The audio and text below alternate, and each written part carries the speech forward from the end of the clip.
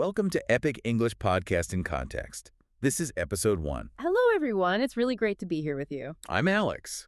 And, well, I'm here to be the curious one. I'm probably a lot like you.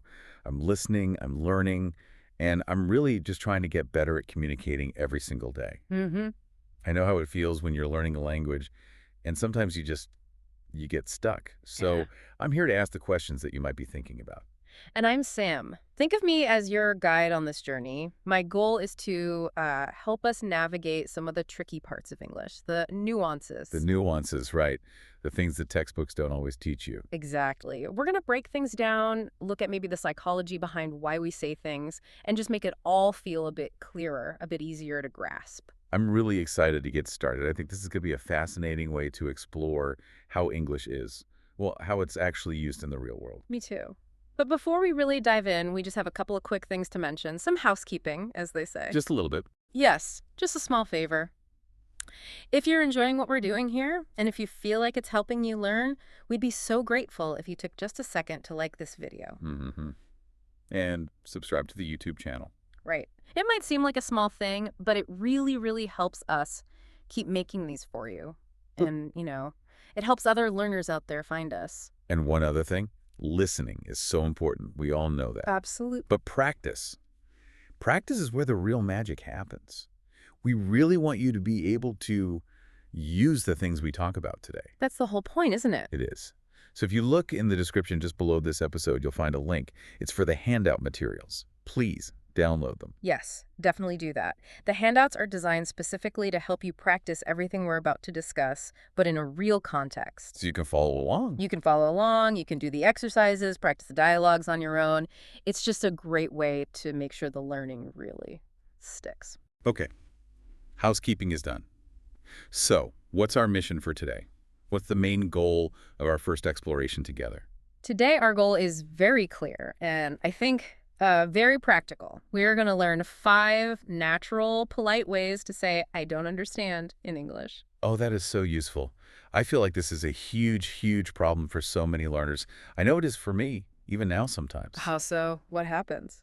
Well, you're in a conversation, maybe with a native speaker, or you're watching a movie, and they say something that just goes right over your head. And in that moment, I freeze. My brain just stops. That freezing is such a common reaction. It's actually, a biological response. It's part of that fight, flight, or freeze instinct. Really? I just thought I was bad at English. No, not at all. Your brain recognizes there's a gap in the information flow, and for a second it panics. It thinks, oh no, the connection is lost. I've lost the conversation. That is exactly it. And okay, if I don't freeze, my other reaction is to just go back to the simplest words I know. I just say, what? Ah, yes. The classic what. Or I just repeat, I don't understand. I don't understand. And it feels, I don't know, a bit like a robot. Right. And to be honest, just saying what sometimes feels a little rude. Is it? It can be, yes. You're right to feel that way. Depending on your tone of voice and the situation, what can sound a bit aggressive or impatient. Yeah, like you're annoyed with them. Exactly. It kind of breaks the unwritten social rules of politeness. And as for repeating, I don't understand, well, it can make you feel less confident, and it just stops the conversation dead in its tracks. It feels like hitting a big red stoplight in the middle of the road. Everything just grinds to a halt. It puts up a wall. That's a great way to describe it. So what's the answer? What's the solution here? The solution is to have more tools in your toolbox. It's all about variety and precision.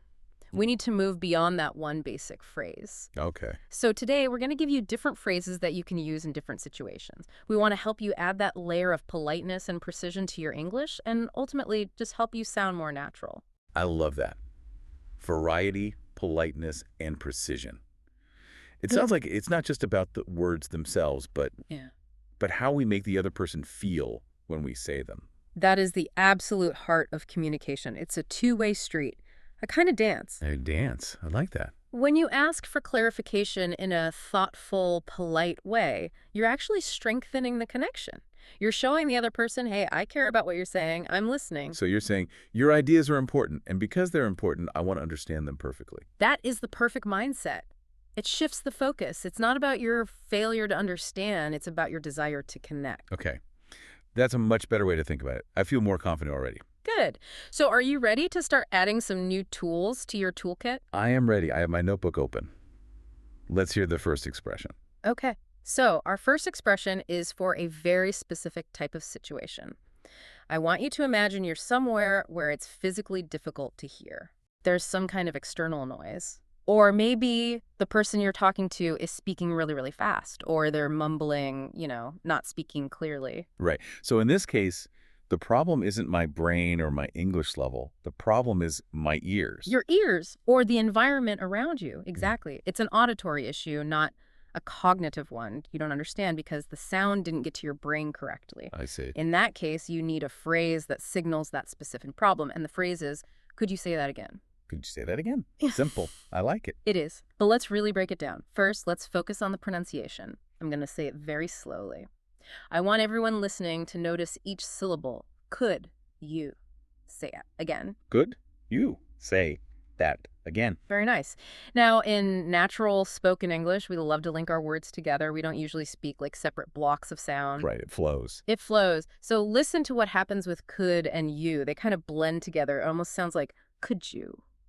Listen, could you say that again? Would you say that again? The Jew sound. That little link makes a huge difference. It immediately makes you sound more fluent, more natural. So let's try it one more time at a normal conversational speed. Ready? Could you say that again? Could you say that again? Perfect. That sounds great. Now, I have a question about the first word. You're using could. A lot of people might say can. Can you say that again? Is there a real difference there, or can we use them both? That is an excellent, excellent question. And the answer is, well, it's nuanced. Okay. In many very casual, informal situations, you could probably use can and be fine. People would understand you. But there's a but. There is a but. Technically, can is about ability. Can you lift this box? Yeah. Means, are you physically able to do it? Right. Could is what we call the conditional form. And in English, we often use the conditional form to create politeness. It softens the request. It makes it sound less like a command and more like you're asking for a favor. So could you is just a gentler, softer, more polite way of asking. Exactly that. It creates a little bit of what we call social distance, which in this context is a sign of respect. That's a great little detail. And what about the verb say? Say that again, not repeat that. Another great point. You can say repeat and it's grammatically correct, but repeat can sometimes sound a little clinical, a little bit like you're in a classroom and the teacher is giving a drill. Repeat after me. Yes, exactly that feeling. Say that again. Just feels a bit more natural, more conversational. More like two equals having a conversation, not a student and a teacher. You've got it. Now let's talk about tone, because the words are only half the story. Right. How you say it. When you ask this, your voice should go up just a little bit at the very end because it is a question. But the overall tone should be calm and friendly. Okay. It's polite, but it's also direct. You are placing the responsibility or the burden on the other person to help you out by speaking again. But because we used could you, it doesn't feel like I'm blaming them or being aggressive about it. Precisely. It doesn't sound like you're saying you were mumbling. It implies something more like, I really want to hear what you said, but I missed it. Could you please help me? It saves face for everyone. Yeah. I don't look like I have bad English, and they don't feel bad for maybe speaking too quietly. That's the goal of polite communication. Okay, let's paint a picture. Let's create a scene so our listeners can really visualize when they would use this. A scenario. I like it. So where would we use... Could you say that again? Well, you mentioned a noisy place, so maybe a busy coffee shop. The espresso machine is making that loud hissing sound. Yes, that's a perfect one. Or music is playing. Or what about on the phone? A bad cell connection. Ugh, that happens to me all the time. Yeah. The line is breaking up, the audio is cutting in and out. You only hear every second or third word. The worst. So in that moment, it would be wrong to say, I don't understand, because you would understand if you could just hear the words clearly. So let's try a little dialogue. I'll be speaker A. I'm going to give you some important information, and you'll be speaker B. You didn't quite hear me because of all the noise in our imaginary coffee shop. Okay, I'm ready. I'm speaker B in a noisy cafe. The meeting is at 3 p.m., not 2 p.m. Sorry, it's really noisy in here. Could you say that again? Of course. I said the meeting is at 3 p.m., not 2 p.m. Got it now. 3 p.m. Thank you. Perfect. That was a perfect interaction. Now let's break it down. Let's analyze why that worked so well. What did you do first? Well, before I even asked the question, I said, sorry, it's really noisy in here. I gave a reason. And that is such a powerful move. Giving a reason provides context.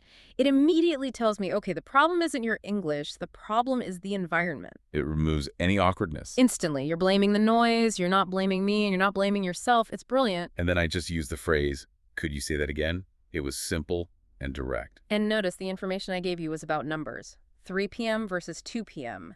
Those are critical details. Right. You can't just guess with numbers. Yeah. If I guess wrong, I miss the whole meeting. You can't fake it.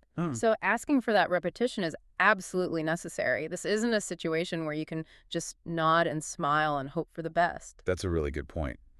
It's better to ask and be certain than to stay silent and be wrong. I think a lot of us are just afraid to ask. And that is a fantastic rule for life in general, not just for learning English. Don't be afraid to confirm the facts. Okay, so that's our tool for when I can't hear. Simple. But what about the other situation? What about when I hear every single word perfectly? The volume is fine, the connection is clear, but my brain just doesn't compute the meaning. Ah, yes. And that brings us perfectly to our second expression. This is for when the meaning just isn't clicking. The words go in your ears, but they just float around in your head. They don't form a clear picture. Exactly. This can happen if the topic is really complex or if someone is using very advanced grammar. Or maybe I'm just tired and my brain isn't working at 100%. That's a very real reason, too. In this situation, you need a phrase that shows a bit of humility. A phrase that says, I'm trying, but I need some help. Okay. And that phrase is, I'm not sure I understand. I'm not sure I understand. Oh, I like how that sounds. It feels very soft. It is. Let's do the pronunciation drill. Listen to the rhythm of it. I'm going to say it slowly.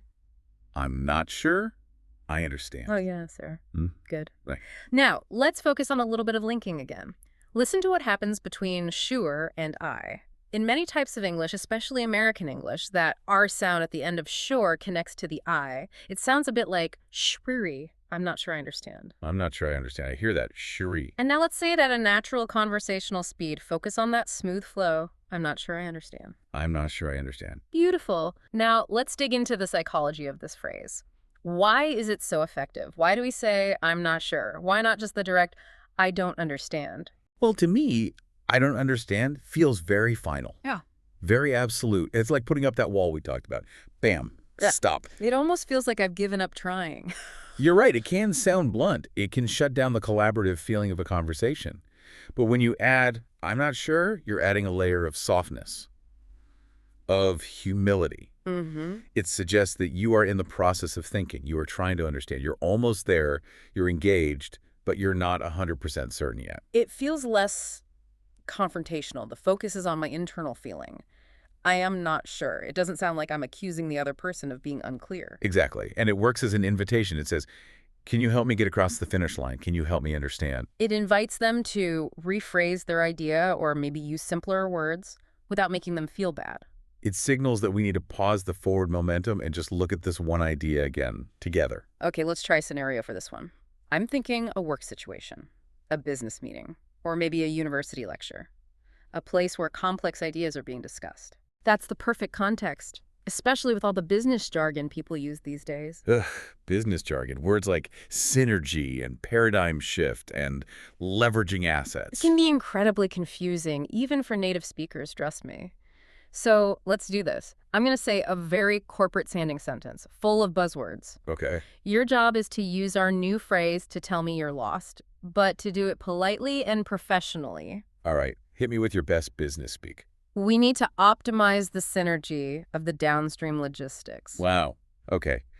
That sounds important, but I'm not sure I understand. Are we talking about changing the shipping method? That was absolutely perfect. Yeah. Let's analyze what you did there, because there were a few very strategic things in your response. I really? Yes. First, you validated me. You started by saying, that sounds important. Oh, yeah. I guess I did. That is a master-level communication skill. You acknowledged that my idea has value before you told me it was confusing.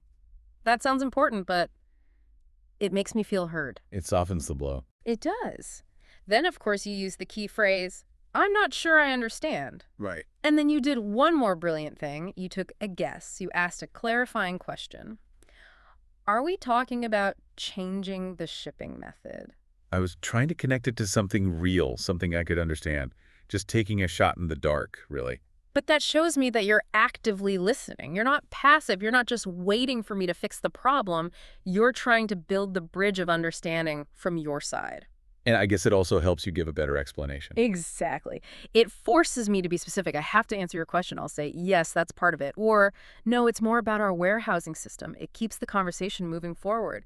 It turns a confusing statement into a real dialogue. Precisely. If you had just said, I don't understand, I might have just repeated the same confusing sentence, only louder. Which would not have helped at all. Not at all. Okay, I really like this one. I'm not sure I understand. It feels very safe to use. It doesn't make me feel stupid. It is very safe, and it's very professional. It's the sign of a truly thoughtful and engaged listener. All right, let's move on to number 3. Sometimes the situation's a bit different. I understand, like 90% of the sentence. The main idea is clear. But there is one specific word. Ah, the one mystery word. Yes, one word that's blocking me from getting the full picture. That is a very common point of frustration. Because you're so close to full understanding, but that missing 10% might be the most important part. Exactly. So in that situation, I don't want to use a big general phrase like, I'm not sure I understand, because that might make them explain the whole thing all over again. And you don't need the whole explanation. I just need to know what that one single word means. You need a precision tool. A laser, not a floodlight. A laser, yes. For this situation, we use a very targeted question. What do you mean by? And then you say the specific word that's confusing you. What do you mean by? Yes. Let's practice that slowly. A common mistake here is that learners sometimes forget the little preposition at the end, the word by. So let's really focus on it. What do you By. mean by? Excellent. And now at a normal speed. The stress in the sentence usually falls on the word mean. What do you mean by? What do you mean by? Perfect. And then you just plug in the word you don't know at the end of that phrase. So if you used a word like ubiquitous, I could say, what do you mean by ubiquitous? That is exactly how you would use it. Now, this question is very direct. Is it still polite? That's what I was wondering. It feels more pointed. It is pointed, but it's polite as long as your tone of voice is right. You have to sound curious, genuinely interested. So my body language and my face should look engaged, not confrontational. Right. It shows the other person that you are listening so closely that you're catching their specific vocabulary choices. It's actually a compliment to them. That's a good way to look at it. It's much more efficient than stopping the whole conversation for a general explanation. It isolates the problem immediately. Well, let's think of a scenario. This comes up all the time with slang, with idioms, or with technical jargon. Yeah, acronyms. Oh, acronyms are the worst for this. What are acronyms again, just to be clear? Good question. Acronyms are when we use the first letter of each word in a phrase to make a new, shorter word, like USA for United States of America or NASA. Got it. And in business and texting, people use them all the time. They can be impossible to guess. Impossible. You either know them or you don't. So let's do an acronym scenario. I think everyone has struggled with this. Definitely. Okay, let's imagine I'm your manager at work, and I'm giving you a deadline for an important report. Okay, boss. I'm all ears. We need to get this done by EOD. I can do that. But what do you mean by EOD? Great question. EOD means end of day. So by 5 p.m. today. Ah, okay. End of day. Got it. Thanks. See how quick and efficient that was? Yeah, it was instantaneous, and it didn't disrupt the flow at all. If I had just said, I'm not sure I understand, you might have thought I didn't understand what the report was about. Exactly. I might have started re-explaining the entire task. Well, Alex, the report needs to cover the quarterly sales figures. But by asking specifically about EOD, you showed me that you understood the task, you understood the deadline was important, you just needed that one small piece of information. It makes me look more competent, I think. It shows I know what I'm doing. I just had a quick vocabulary question. It protects your professional image. It frames the knowledge gap as a tiny vocabulary issue, not a major competence issue. I'm going to use what do you mean by of it a lot. It feels like a great tool for learning new words, too. It is one of the best ways to learn new vocabulary in context. When you ask that, the native speaker basically becomes your personal living dictionary for a moment. And people usually like explaining things they know. They do. It makes them feel helpful and knowledgeable, so it's a win-win situation for everyone. Okay. On to number 4. This one feels a little trickier. This is for when when things just don't add up. Yes, this is a more complex social situation. This is for when you understand all the words, you understand the grammar, you heard them perfectly. But the information they just gave you conflicts with information you already have. Like the logic seems broken. My brain is saying, wait a minute, you just said X, but I thought we agreed on Y. Correct. Or maybe person A told you one thing and now person B is telling you the opposite. There's a contradiction. And in that moment, you can't just say, you're wrong. Absolutely not. Saying you're wrong directly is very confrontational in English-speaking cultures. Even if the person is 100% wrong, pointing it out so bluntly can make them defensive or embarrassed. It can make things very awkward. It attacks their ego. So instead of pointing the finger at them, you use a very clever strategy. You turn the finger around and point it at yourself. So I take the blame for the confusion. You pretend to. You use a phrase of self-deprecation. You say, I'm a bit confused about. And then you name the point of confusion. I'm a bit confused about. Let's drill that pronunciation. Slowly first. I'm a bit confused. I'm a bit confused. And at a natural speed, I'm a bit confused about. I'm a bit confused about. Now, the most important words in that phrase are a bit. That's what we call a softener or a hedge. It just means a little. Why is that softener so important here? What's wrong with just saying, I'm confused? You can say I'm confused, but adding a bit makes the whole thing sound less serious, less dramatic. It lowers the emotional temperature of the conversation. Okay. Remember, you are essentially pointing out a potential mistake. You are challenging their information. By saying, I'm a bit confused, you're making it sound like a small, minor issue. You are being very non-confrontational. It's like I'm saying, the error is probably in my brain, not in what you said. That is the subtext, yes. Even if you are secretly 100% sure that they are the one who is mistaken. Especially then. Especially then. It is an incredibly polite and socially intelligent way to allow someone to correct themselves without losing face. You give them an easy way out. It's very diplomatic. Yep. It's very professional. It allows you to check for accuracy and logic without starting an argument. It frames the potential conflict as my confusion rather than your mistake. Let's see this in action. A scheduling conflict seems like a perfect everyday example of this. I agree. It happens all the time. Okay, let's say you and I are friends, and we're making plans to meet up at the library to study together. Okay, we're making a plan. So we will meet at the library on Sunday at noon. Okay. I'm a bit confused about the date. I thought the library was closed on Sunday. Oh, you know what? You are absolutely right. I completely forgot about that. Wow, good catch. Okay, how about Saturday instead? See? That was so smooth. There was zero tension there. It was effortless. Now, imagine for a moment if you had responded differently. Imagine if you had said, no, you're wrong. The library is closed on Sundays. Oof. Yeah, that sounds so aggressive. It sounds like I'm attacking you for making a simple mistake, and it makes you look careless. Right. But by framing it as your own confusion, I'm a bit confused about the date, you gently opened the door for me to check my own information. You invited me to correct myself, and I was grateful for it. I really like the structure of this one. I'm a bit confused about, and then you just add the topic, the date, the time, Right. the price. Exactly. I'm a bit confused about the instructions you sent. I'm a bit confused about the total on this bill. It works for almost anything where there's a potential for error. It sends a signal that says, I'm paying attention, I have some existing knowledge, but this new piece of information doesn't quite fit into the puzzle. And that shows you're thinking critically. It's a very impressive skill to have. Okay, we have arrived at our final expression. Number 5. This one feels different from the other 4. It is different. This is my favorite one, actually. This one is for when you do understand. You understand the surface meaning of what was said, but you want more. You want to go deeper. You want depth. You want context. You want examples. You want the juicy details. So this isn't really about not understanding in a negative way. It's about wanting to understand better. It's actually a positive signal. Yes. It's a request for elaboration, and it's a huge compliment to the person you're speaking with. You are essentially saying to them, wow, that's interesting. Your ideas are valuable. Please keep talking. And the phrase for this is, could you explain that a little more? Could you explain that a little more? Let's hear the pronunciation. Okay, slowly, with very clear articulation. Could.you explain that a little more? Very good. Now, the key to this phrase is the intonation. It needs to sound friendly and genuinely curious. You should sound enthusiastic. So not like an interrogation, more like an invitation. A warm invitation. Listen to the music of it. Could you explain that a little more? My voice goes up a little with interest. Could you explain that a little more? Perfect. You sound genuinely interested. You sound eager to learn from me. So when would we use this? Is this more for formal situations or casual ones? It's fantastic for both. You can use this anytime you want to keep a good conversation going. It's perfect when a topic is interesting, but the speaker maybe only gave a very short or brief introduction to it. It's like a signal for tell me more.